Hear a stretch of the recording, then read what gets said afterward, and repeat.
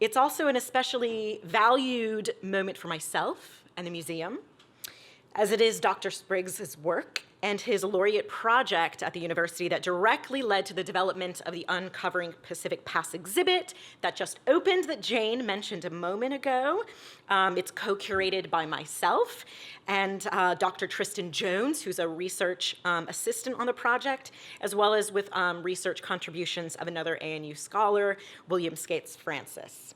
And this Uncovering Pacific Pasts exhibit is part of a much, much larger international exhibition that's going on that explores the ideas, the people, the networks that were pivotal in the development of the discipline of archaeology and that continue to affect the ways in which we all engage with the deep history of the Pacific. There's an impressive over 30 different institutions across the world that are contributing to this global exhibition, from the Solomon Islands to Stockholm and New Zealand.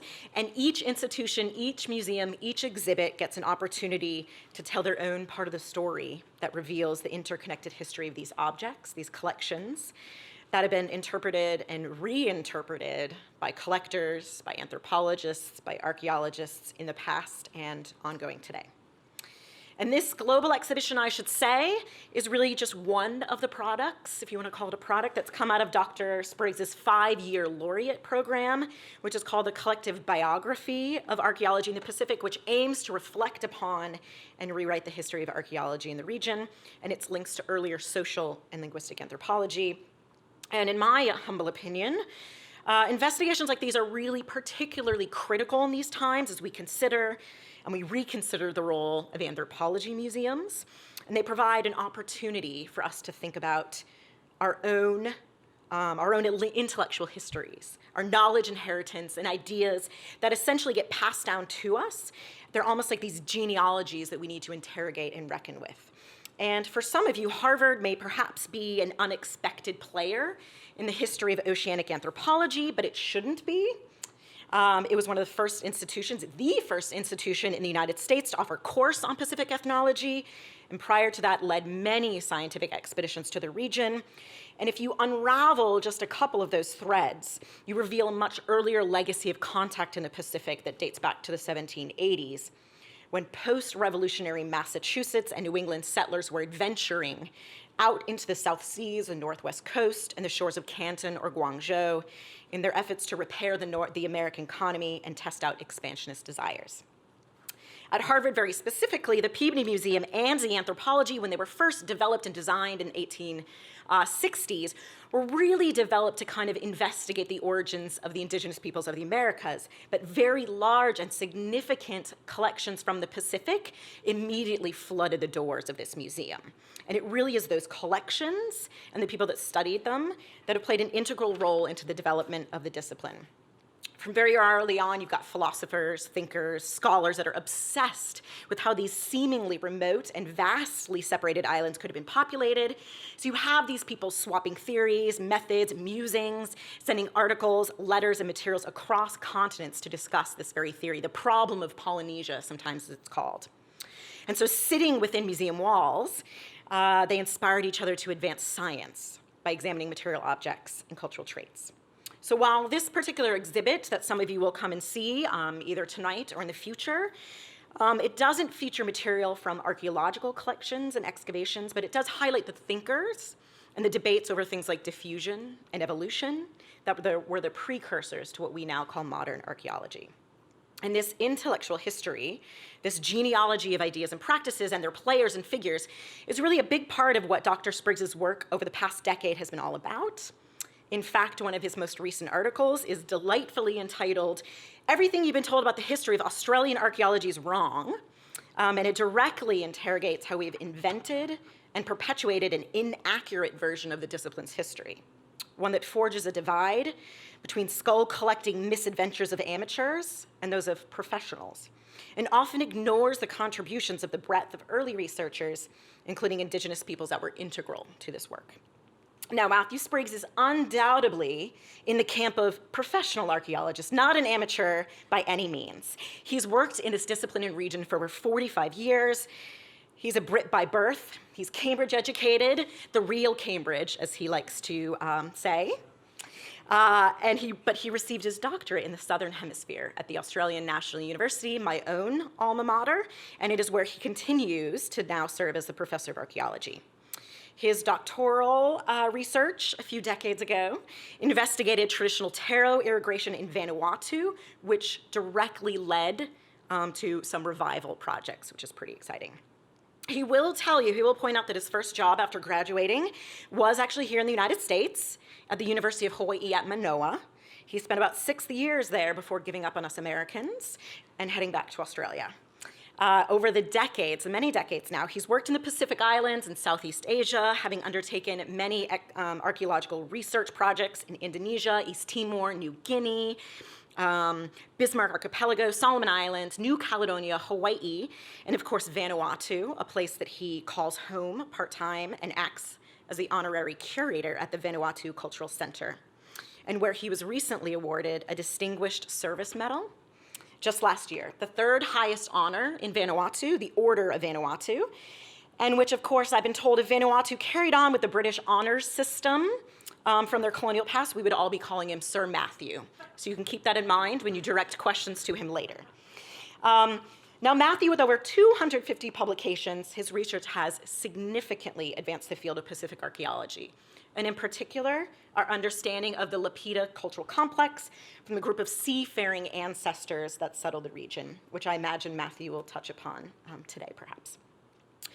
I must say it's been an honor and a joy to get to know Matthew personally over the past few years and to swap stories from our shared fervor for this discipline and the region. His academic rigor is matched only by his wit.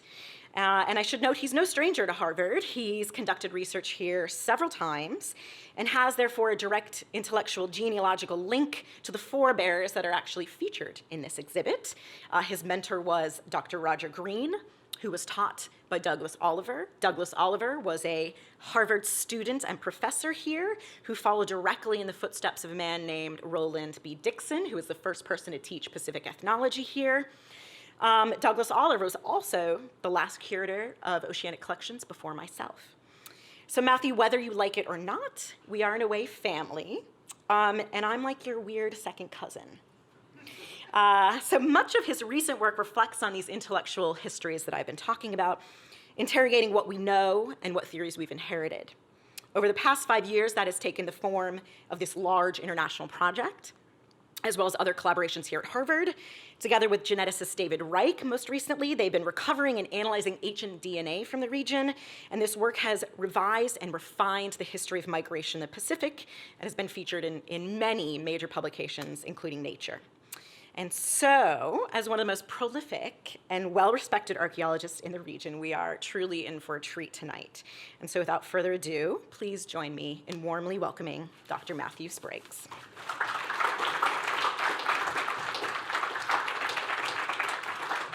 Okay, I should say first of all, Rantafuha lalai hida duluai.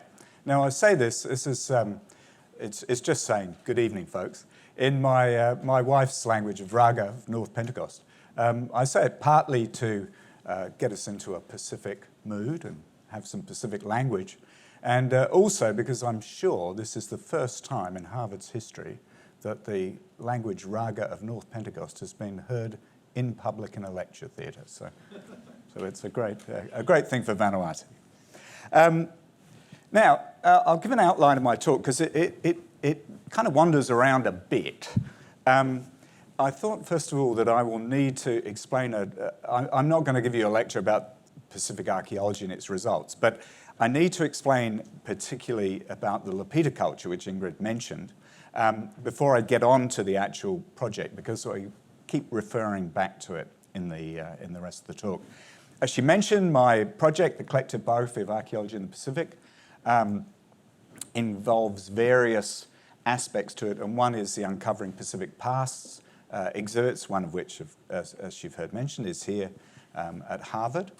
Then I wanted to really give just an example. It's not exactly a random example, it's one of the better ones I've been able to find, of kind of reading against the grain, looking at the history of Pacific archaeology, but finding out that the story that has been told of it is often not actually what was going on.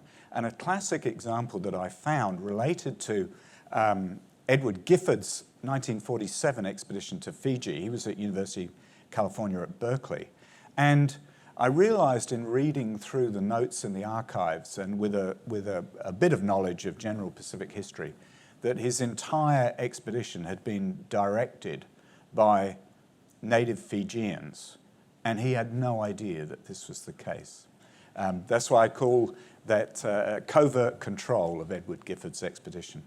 This leads on to the discussion of someone who was involved in that expedition, an indigenous archaeologist, and his legacy, a man called Ratu Rambithi Longavatu.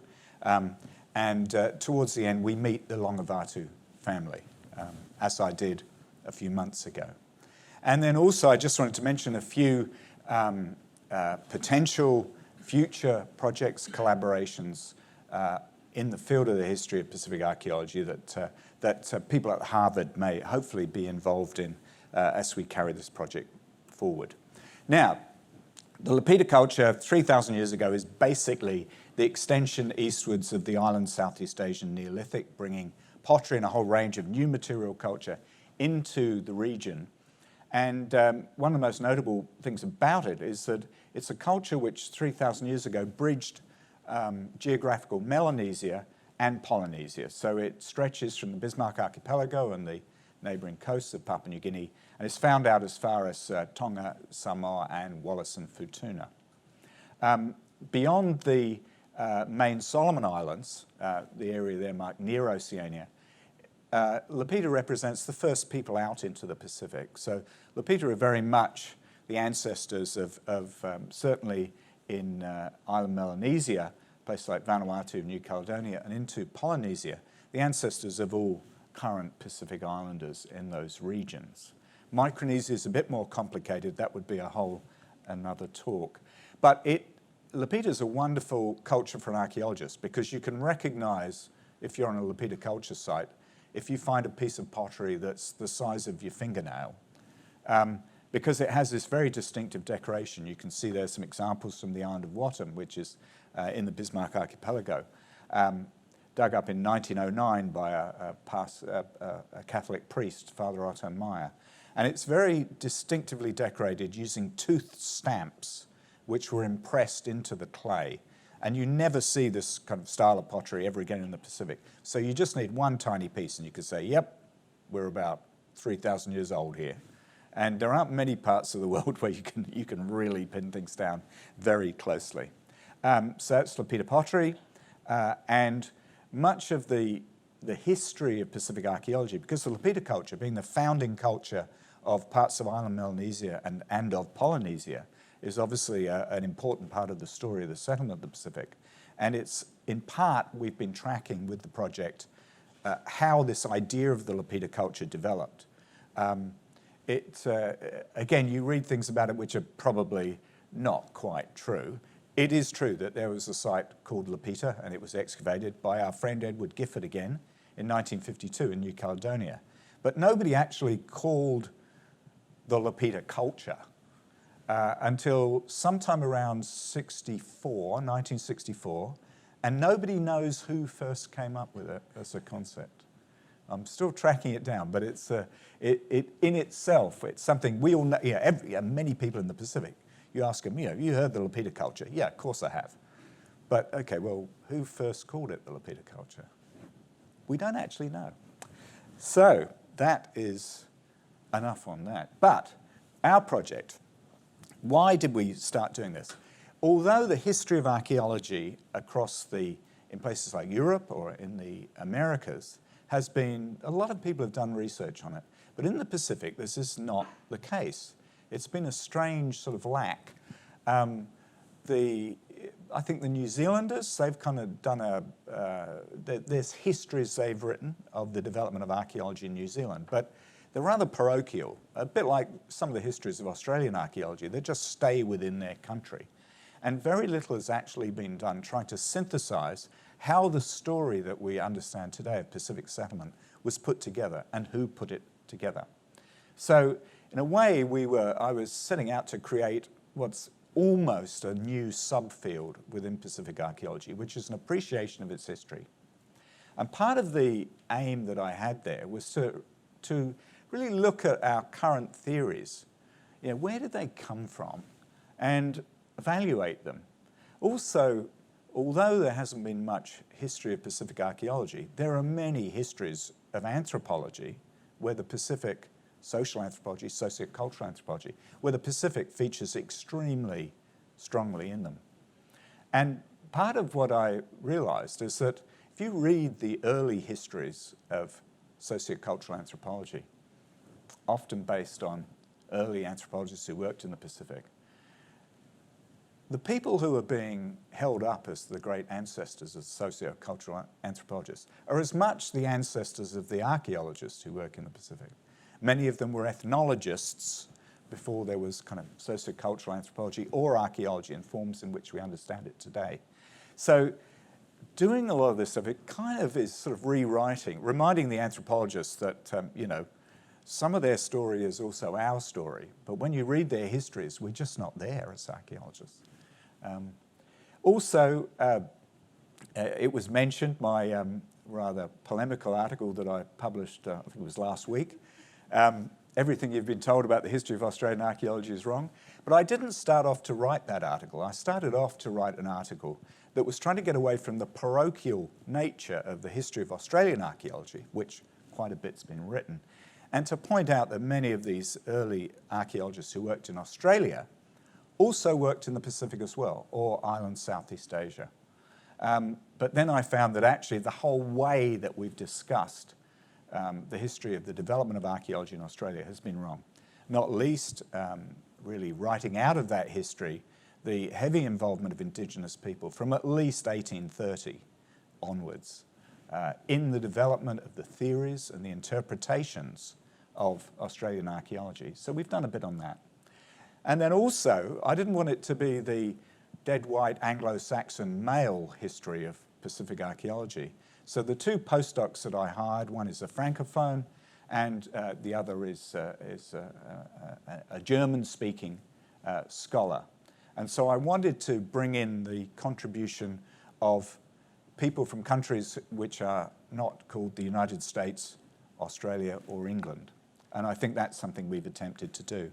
And several of these little illustrations here. This is a, let's see, let's get this right. Is that right? Oh. Several of these illustrations are, in fact, from the one you can see there from the New Hebrides. This is a stratigraphic diagram that was done in 1889 by a man called Gustave Glomont, probably the earliest example of stratigraphic analysis done in Melanesia. Down below we have Otto Finch there, and he was excavating sites in Hawaii in the 1870s. Again, you won't read about this in the history books yet. I just had that one, the Building of British Social Anthropology, is really just an example of the kind of works that social anthropologists write, which I think are really a sort of false history.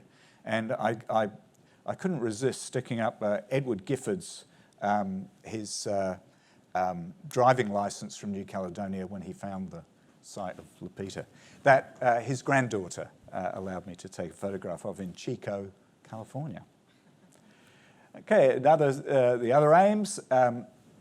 I had a feeling that there'd actually been a lot more archaeology done in the Pacific than had been written about or specialists had talked about.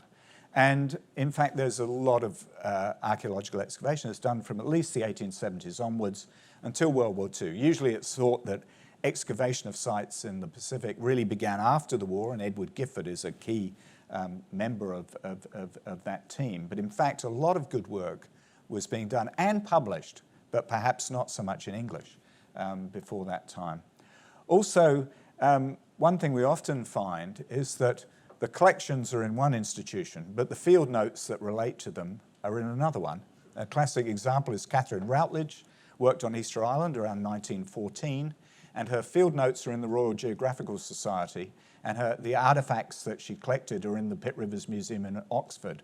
And in Oxford, they're labelled things like sort of Site 10, 6 inches, which doesn't make any sense unless you have access to the field notes that tell you where Site 10 was and what was found in the level at 6 inches.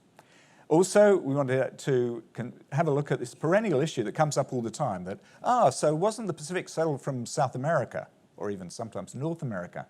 And this has been a perennial issue. It was first raised, it was actually raised by the Spanish chroniclers in the 16th century, who talked about expeditions of the Incas into the Pacific.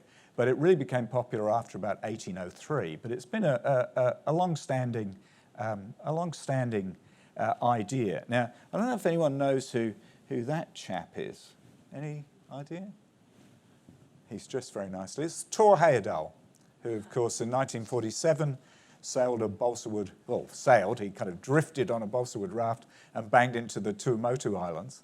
And we have to thank him, even though all of his ideas were completely wrong.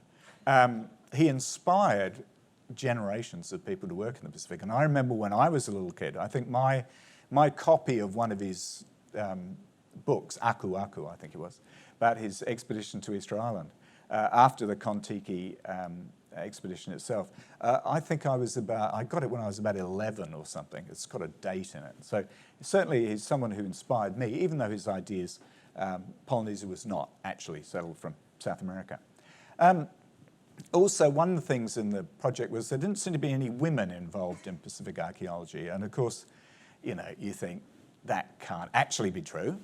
And in fact, we have found evidence of lots of women in Pacific archaeology. And one of my postdocs has now got a further postdoc, particularly to concentrate on the role of women in Pacific archaeology. And there's Catherine Routledge there, who was very prominent in some of the early work on interpreting the settlement of the Pacific. And finally, also I wanted to restore knowledge of the agency and contribution of Indigenous scholars and interlocutors. And here we have a man I've mentioned before, Ratu Rambithi Longavatu from Fiji, who worked with Gifford. And his story is one that is, apart from a line of acknowledgement in Gifford's 1951 monograph, was completely unknown until this project. Even to his own family, who had no idea he'd been an archaeologist. But we shall get on to that. Part of what we've also done is we've been involved where it seemed appropriate to the institutions we were dealing with in repatriating collections.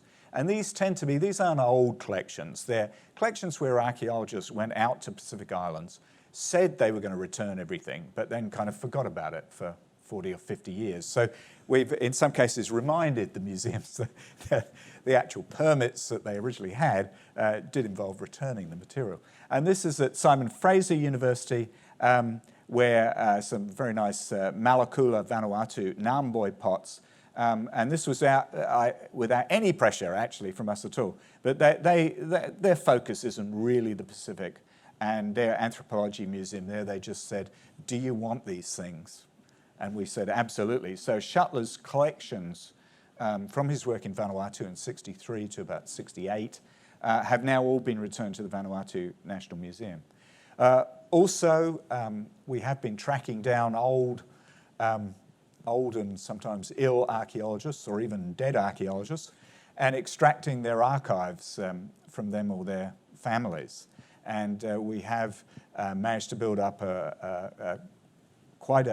save quite a few archives, some of which are going to places like the Vanuatu National Archives where appropriate, or are being, we have a dedicated Pacific archivist at the ANU, and we're building up a good collection of primary documentation, field notes and such, and photographs there at the ANU of past archaeologists. In fact, my whole project really started when a very old archaeologist, when the second oldest person to get a PhD at the ANU, he died, and there was a misunderstanding between people in the university and his family, and all of his field notes, 45 boxes, were taken to the tip and dumped. And that actually was one of the real inspirations for me to try and get some money to do this project so it doesn't happen again. Here we can just see some archivist and museum staff at the Vanuatu National Museum, and I'm returning some books and documentation that we've been given by people during the project. Okay, Well, after 5 years of having a wonderful time, I'm afraid it's over. It's time to say goodbye. It finishes on the 31st of March, and then I'll have to find something else to do at the university. We're meant to be having a Histories of Archaeology International Conference. Already some people have had to withdraw because their countries, France in particular, simply won't let them travel. Whether it's going to happen, whether people will be sending perhaps videotaped papers, I don't know. Filipino colleagues, again, have been not allowed to come. So it's a bit of a disastrous time to be finishing a project and having international conferences, but what can you do?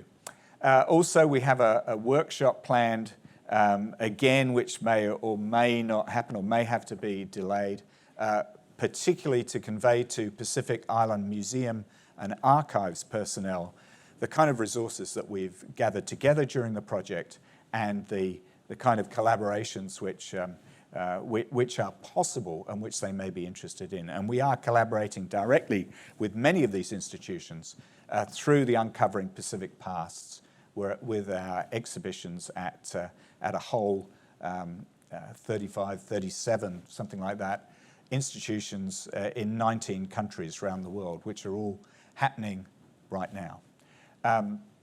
And many of these are in the Pacific Islands, so we have been collaborating with them on that. These are just some of the wonderful people on the project. I won't name them all, but I've been basically running a team of 11 people, with 4 PhD students, a couple of postdocs, various research associates, and it has been a wonderful 5 years. And there is a website where it's still under construction, but if you just type in uncoveringpacificpasts.org, you will get some information on most of the exhibitions that we've been having. And here's just a couple of examples. My trip here has been to visit 3 of the exhibitions. I was privileged to be present at the installation of the exhibit at the Bishop Museum in Honolulu. That's Dr. Gillian Swift, who collaborated on. And this was a particularly nice one for me because it's an exhibition about a very early archaeologist, probably the first person in the Pacific who could be described as a professional archaeologist in terms of that was his main job, a man called J.F.G. Stokes, who, of course, was an Australian, but lived much of his life in Hawaii, and did a very key excavation on the island of Kaho'olawe in the Hawaiian chain in 1913, 1914. And so the exhibits in each place are usually just one case. But when you add up 37 cases, that's quite a big exhibition. So around the world, it all adds up. So the story at the Bishop Museum was of him. Another one of the exhibitions is it's actually only a virtual exhibition, but it's at Museums Victoria, Melbourne Museum in Australia. And they're exhibiting some of the Lapita pottery that I showed you in that earlier slide, the dentate stamp pottery. And I had the greatest difficulty getting hold of people from this island of Wattam, which is in the Bismarck Archipelago, off the island of New Britain. But finally, about a week ago, through a businessman from Wattam who's based in Papua New Guinea's capital, Port Moresby, but travels there frequently, I was able to connect with the community there, and I'll be working to make sure that they have as much information about the Wattam Lapita pottery collected by Father Meyer in 1909 and various people since, as people outside of Wattam have. And so this was a very nice, some pictures that Kepas Pound sent me last week, and a statement from the Wattam people. They had a meeting after church Sunday before last, and expressed their pride in having Lapita pottery, having been found, one of the first places it was found on their island, and also signalling that they'd like to know a lot more about it. So that's rather nice. There. My second stop was at Berkeley, the Hearst Museum, and again, it's a Lapita theme. This is the first Lapita pottery that was found in Fiji, and it was found by, after Gifford had left in 1947, it was found in 1948 by a local doctor called Lindsay Verrier, and by Ratu Rambithi Longavatu again, and this is Dr. Adam Nilsson who curated the exhibition. So it's about these few pottery sherds that were found. Rambithi was key because he had worked with Gifford on Gifford's other excavations. They never found any Lapita pottery. So he could say, this doesn't look like anything we ever found. And that led to a whole series of discoveries and discussions which really helped shape our current knowledge of the geographical distribution of Lapita. So that was, again, it's just a single case, but a nice thing. Okay, moving on to the next theme is really that, what do we find out that we didn't know before? Well, one of the things we found out was this very interesting case, probably the first major archaeological expedition after World War II in the Pacific, led by Edward Gifford, who was, he was a curator of what's now called the Hearst Museum in Berkeley, always accompanied by Delilah. So this is a fairly constant theme. The archaeologists will go there. Their names are on all the books, but it looks like their wife's doing a lot of the work. Why are we surprised?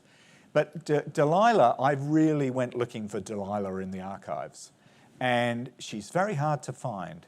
It may just be that what she was doing was what she had done on all of his previous expeditions, including many in California, that she just lugged the equipment around, she took the photographs.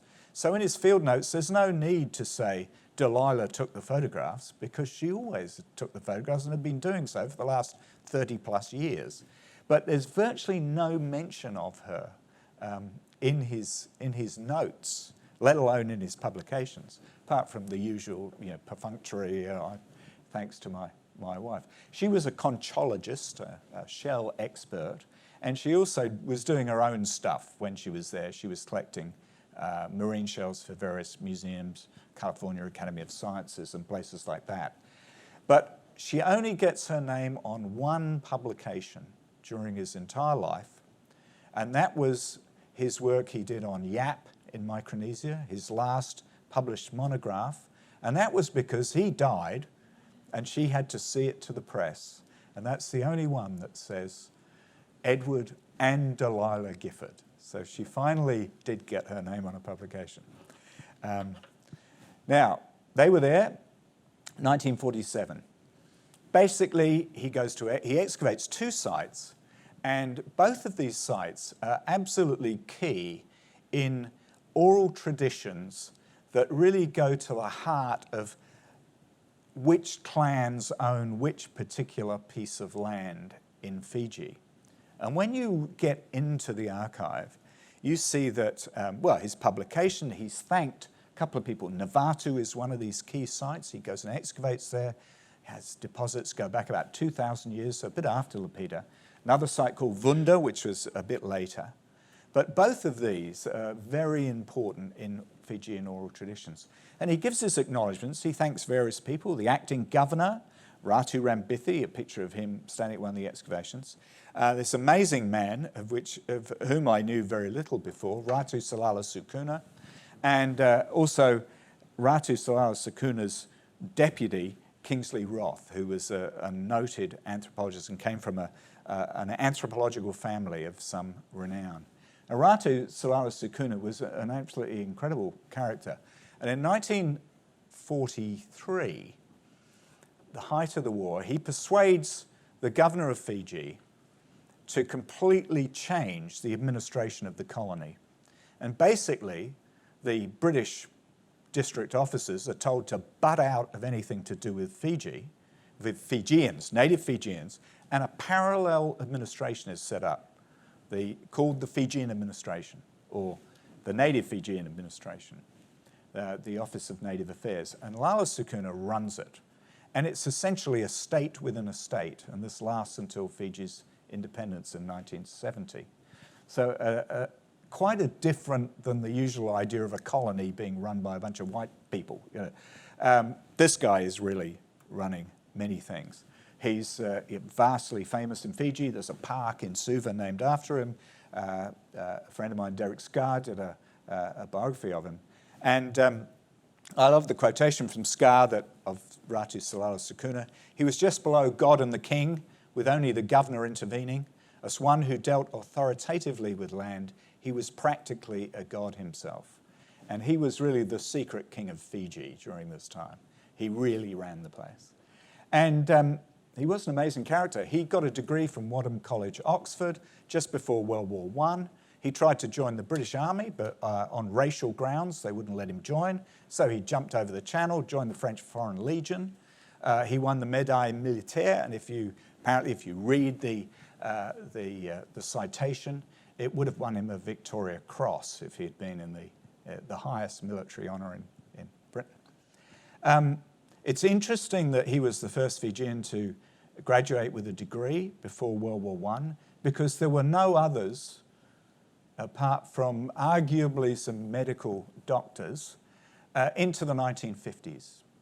And the reason that there were none between him and the 1950s was because he didn't want there to be anybody else with a university degree. He liked to be in charge. And eventually it was some well-meaning local residents who raised the money for scholarships for native Fijians to attend universities in the 1950s, and they were the first generation of graduates. So he's a complex character. And his assistant was George Kingsley Roth from the Roth family, who are famous anthropologists. They said in the acknowledgements, he says, son of the anthropologist of Tasmanian fame, Ahlgren Roth. I think Ahlgren Roth's main fame in regard to Indigenous Tasmanians was that he never met one. But he wrote extensively about them from some source. Also, when doing the research, I loved, this seemed to me to be a very American kind of thing, botanist Otto Dagener's advice to Gifford, may I suggest that if you do in Rome as the Romans do, namely treat the natives like dirt, the way the colonials do, they will shut up like clams. I treated them as equals and got the greatest cooperation. You can give my greetings to all of the above, but in the eyes of the imperialist, I was very much of a pest. Being an American, I can't help being democratic. So I thought it was a lovely piece from the archives. The point about Sukuna is that when you read all the notes, he's the one who tells Gifford to dig at Vanuatu. He's the one who suggests that Gifford dig at Vunda. And the reason he's doing it is that he has this idea that perhaps archaeology can solve the land problems and say who really owns the different parts of land. Well, of course, it can't, as every archaeologist knows, but it's a sort of folk belief in much of the Pacific that archaeologists somehow will dig up something with somebody's name on that shows that it's really my land and not their land. As soon as Lala Sukuna realised that, in fact, archaeology's promise was not that good, it couldn't do what he thought it was going to be, what he thought it was going to do, he completely lost interest. And it's quite interesting that in his annual report for 1947 to the British government, there's no mention of Gifford at all, even though he helped Gifford tremendously. And part of his help was to provide an assistant to Gifford, who was this young man of chiefly rank, Ratu Rambithi Vuikandavu Longavatu. And Longavatu, to Gifford, was just this extremely helpful assistant. Extremely helpful. He was running his own excavations after some training from Gifford. He was excavating in different places than Gifford was excavating in 1947. He did many of the plans and surveys. He took a lot of the photographs. Gifford had trained him up in photography. So he was really essential to Gifford. But he was also very much an employee of the Fijian administration. And he was the eyes and ears of Salala Sukuna to make sure that if Gifford found something interesting, Ratu Salala Sukuna would be the first person who knew about it. And it usually ran that Rambithi would report in written form in the Fijian language to Roth, Sukuna's assistant, and then that would be passed on. So there was this, as I say, covert control over the whole process of this excavation, which is not apparent from reading the monograph, but is clearly there when you see the sources of information that Gifford had. Here's some some perspective drawings that Rambithi did. These original drawings are in the Hearst Museum. In fact, he even mentions Gifford in his field notes that Rambithi had done this, so they did surveys. There was also going to be an appendix to Gifford's report written by Rambithi, and this was about visiting sites that Gifford, who was 60 and not in the greatest of health, could not get to. But for reasons that I haven't been able to find out yet, at the last moment in production of the monograph, this and several other appendices about various topics were dropped. I presume simply because of the length and the cost of production. And it's a real pity because this would have been the first archaeological report ever published, written by a person from the Melanesian part of the Pacific. And we have the full appendix. I mean, it would be nice to publish it anyway one day, about various sites that he visited. So a key figure, unknown apart from that single line acknowledgement. Now, before I mentioned the Lapita sites and how important they are for the story, and on this slide you can just see there that Wattam, the island where the people I just got in touch with last week, Father Meyer in 1909 found Lapita pottery there, what we now know as Lapita pottery, from the site that we now know as Lapita in New Caledonia, of French geologist Peabody, also in 1909, and wrote further in 1917, found that pottery. Lapita pottery was found by McKern in Tonga in 1920-21. I'll mention that a bit more in a second. And then in 1948, Le Normand found a large Lapita site on the Ile des Pins in New Caledonia. And then in 1951, we have Gifford publishes his monograph, and he's got Lapita pottery from Fiji in there. So I said he didn't dig it up. It was found after he'd left by Lindsay Verrier, the doctor, and by Rambithi, who had then been reassigned to another part of the country after Gifford had left. And it was found on the Singatoka sand dunes in the south. And almost immediately, Gifford realised what it was, because this is the Lapita pottery. It was just a couple of pieces that were found, but dentate stamped, found there in the dunes. You've got these dunes, sands blowing out, old sites are being revealed, then they're covered up again. This has been a site of investigation ever since. But the first people who really found something interesting there was Ratu Rambithi, returning to his day job, and Lindsay Verrier. And this is the pottery which is in the Hearst Museum. Gifford had form because when McKern found what we now know to be Lapita pottery in Tonga in 1920-21, the first pottery ever found in Polynesia, European contact, there was some, Captain Cook, I think, saw some pots in Tonga that were clearly imports from Fiji, but no one was making pottery. But clearly they had been making it. The 1920-21 Bayard Dominic expedition to Tonga, McKern was the archaeologist, later became a famous Americanist archaeologist, the Midwestern Taxonomic System, it's called. Archaeologists know about it here, apparently. And Gifford was the anthropologist. But it was this expedition in 1921, Gifford realised if you want to find out about the past of the Pacific, you've got to dig. You're not going to get it just from the oral traditions and stories that you can collect. And so this set Gifford on his path towards Fiji in 1947. And the second discovery. And when he saw the pottery that was sent by Rambithi to him, he realised that this was like the stuff they had found in Tonga in 1920-21, his first expedition to the Pacific, but as an anthropologist, or rather sort of collector of oral history. So Ratu Rambithi, this guy, we've kind of rescued him from complete obscurity, but who was he? Well, he was the grandson of a very famous chief, the Tui Traketi, who was one of the signatories of the Deed of Cession, 1874, when some chiefs of Fiji ceded the rest of Fiji and the parts that they controlled to the British, mainly because they were afraid of the Tongans, who were starting to get heavily armed with European weapons coming over and wiping them out. So they ceded Fiji to the Crown, and there were several signatures, and one of them was his great-grandfather. as it says in this little excerpt, little CV from the Fiji archives, he went to Queen Victoria's School, which was the Eton College of the Fijian race. As I said, Eton College supposedly being this wonderful private school in the UK. And in 1944, he starts on the ladder of getting government jobs. He was transferred in 1947 to the Fijian administration, and then he works with Gifford.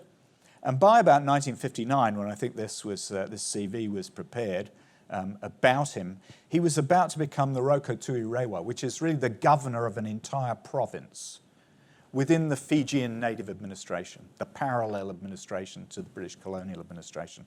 And of course, his family were chiefs of Rewa, so they chose a local person of chiefly line to be the administrator of a province, and that was Ratu Rambithi. Sadly, in 1967, he had a bad truck accident while he was going around the areas he was responsible for, and he had to be retired on medical grounds, but he actually lived until 2005.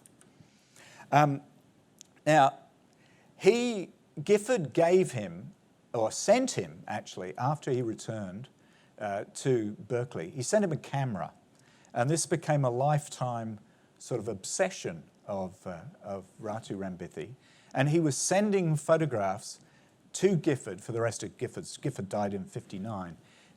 He was sending photographs, Gifford was sending postage stamps for Rambithi's collection, so they kept up that relationship. It wasn't just for a few months in 1947.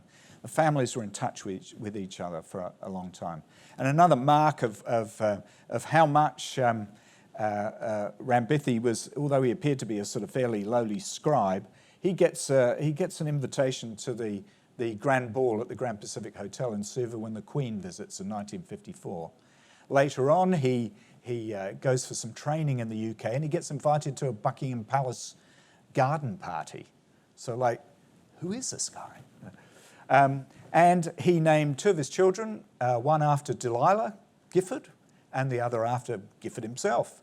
So one of the children here, on the left, you have Rambithi Gifford Longavatu, and next to him is Delilah, who later on migrated to the United States and lives somewhere on the mainland. I haven't managed to connect with her yet. But when we had our exhibition at the Hearst Museum, we also have one at the Fiji National Museum, and there we've made it an exhibition about the contribution of two early archaeologists of the Fijian administration, Ratu Rambithi Longavatu, and also Aubrey Park, the man I mentioned who ends up getting his PhD at the ANU, presented in his hospital bed as the second oldest person to get a PhD. And he was also at times in the 50s and 60s, up until Fijian independence, I think 1970, he also worked for the Fijian administration as well. So the exhibition is about those two people, and I thought it would be extremely wise and also polite to try and contact the family to tell them, we're about to have an exhibition about your father. So I made efforts through the Fijian National Archives and other Fijian contacts, and eventually, I think it was in October last year, I tracked down some of the members, some of his children. He was married twice, he had 9 children, and there was a great moment when one of the family members that I'd met, first of all, Bulu Salata, she takes me to go and see her brother, who's called Rambithi. And I thought, well, if he's called Rambithi, he must be Rambithi Gifford. And this guy walks down, I kind of hung out, using sort of right protocols, I hung out outside the fence of their yard, and I saw this man walking down and I thought, he looks just like Ratu Rambithi. And as he approached the gate, I said, "Are you Gifford?" And he kind of, he was genuinely shocked. He said, "Nobody knows I'm called Gifford." And what's more, he didn't know why he was called Gifford. All his father had ever told him, he was an American friend of mine. Also, he never knew that his father had been involved in archaeology. He just knew that his father had been a public servant, a civil servant in Fiji. and none of the family had any idea that that there was this background to their father, because he just did it really in 1947, 48, 51. Gifford's finished his book. They're good friends afterwards. They exchange letters, but he never does archaeology again. And so then when I'm talking to them all, and I say, "You ever heard of Lapita pottery?" And they go, "Yeah, of course we have. Everyone's heard of Lapita." I said, "Your father found the first Lapita pottery in Fiji." And they go, "Get out of here." That's it. So I've kind of, I sort of feel a bit almost embarrassed. I kind of it was one of those life-changing experiences for the Longavatu family. But what they did know was that their father had been a really keen photographer. And two of his grandsons are professional photographers, one in the US and one in Fiji. So Gifford giving him that camera in 1950 or 49, whenever it was, really led on to a good thing. And it's been fantastic to meet the family. The only photograph they had of their father was the photograph of him at the Queen's ball. So I was able to show them these pictures, including the wonderful picture of Rambithi Gifford as a little kid, aged 4, which he'd never seen any. None of the family had seen any of these photos at all. So I should be going back in April to go and view the exhibit, which is being put together by the Fiji National Museum. But it was just a wonderful thing. Now, we're running out of time, so I won't go into the Fiji conclusions. What they are is that when you get into the archives, you do this kind of research, and you go looking for other people who were involved, whether it's wives, unsung students, or Indigenous collaborators and interlocutors. They are actually there, and you can recuperate them. But the question that I have at the end, now, you can recoup the contributions and agency of Indigenous people who worked with some of these earlier Pacific archaeologists and whose contribution has not been recognised. But how do we appropriately recognise and celebrate such contributions, knowing what we now know? And this is a question that I have. Now, there are many more Pacific angles to explore, and many more in Harvard itself. I think Ingrid mentioned some of these, the Wilkes expedition, speculations on Pacific origins. At Harvard, there was the Hawaiian Club from the 1860s, at least onwards. And a key figure in that was William T. Brigham, who was the first director and founder of the Bishop Museum in Honolulu. And he kept in touch with Harvard throughout his career. Roland Burridge Dixon was mentioned, and particularly his students. One of his main roles, he didn't do a lot of field work in the Pacific. He wrote quite a bit about the Pacific. But his students were people such as Kenneth Emery, a very important archaeologist in Hawaii and Polynesia. The Handys, who again were important figures in the development of archaeology in places such as the Marquesas. Douglas Oliver, who was mentioned. And then they had their students, and Roger Green, who was very influential. He was in Hawaii when I took up my first job, was a very good friend of mine there, was a student of Doug Oliver's. And also, and what I've been doing a lot of research on since I've been here, is Hallam Movius, who was an important archaeologist of the Paleolithic of Asia and Europe, but who has a vast correspondence that is in the archives of the Peabody Museum. There's over 200 boxes, kind of that sized boxes, of his letters. He's one of these wonderful people who every letter he ever sent, there's a carbon copy, and every letter he ever received, he kept it. And this goes from the 1930s up until the 80s, and it is an incredible resource that you have here, matched only by the Bancroft Library at UC Berkeley, which has Edward Gifford's correspondence, which goes from about 1911 to 1959. So there are wonderful resources, much more work to be done, an enormous amount of revealing of Harvard's key role in the early development of Pacific archaeology that we haven't really barely touched on. And just in case you're interested, I do have, these are free download, open access, an article of mine explaining about our project that was in the online journal Bulletin of the History of Archaeology, and then particularly the story about Gifford and Rambithi is published in Journal of Pacific History. So thank you very much.